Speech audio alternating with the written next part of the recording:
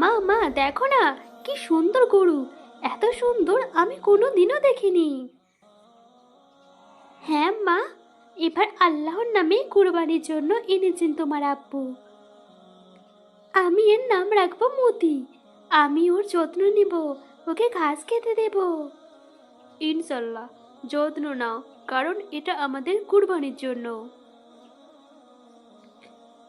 মতি, তুমি জানো তুমি আমার সেরা বন্ধু।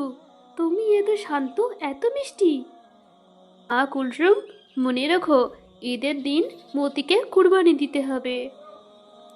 আমি জানি আব্বু, কিন্তু সে তো আমার প্রিয় বন্ধু।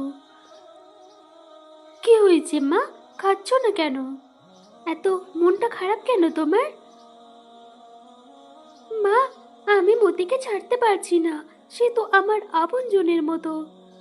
কুলসু, এমন বলতে নেই। কুরবানি মানে শুধু গরু জবাই নয়, এটা মানে আল্লাহর জন্য প্রিয় জিনিস ত্যাগ করা। প্রিয় জিনিস ত্যাগ? ইব্রাহিম আলাইহিসসালাম তো নিজের ছেলেকে কুরবানি দিতে চেয়েছিলেন, তাই না মা? হ্যাঁ, ঠিক তাই।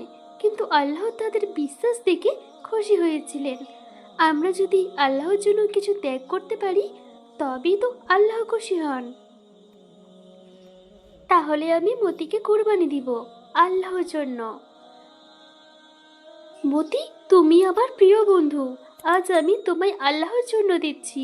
আল্লাহ যেন কবুল করেন। আমার ছেলে এবার কুরবানির আসল মানে বুঝেছে। শুধু কাটাকাটি নয়, এটা হলো ত্যাগ, দয়া আর আল্লাহর আদেশ মানা। আমি অনেক খুশি মা, কারণ আল্লাহ যে খুশি হয়েছেন। কুরবানি মানে শুধু পশু জবাই নয়, এটা মানে আমাদের প্রিয় কিছু আল্লাহর জন্য উৎসর্গ করা।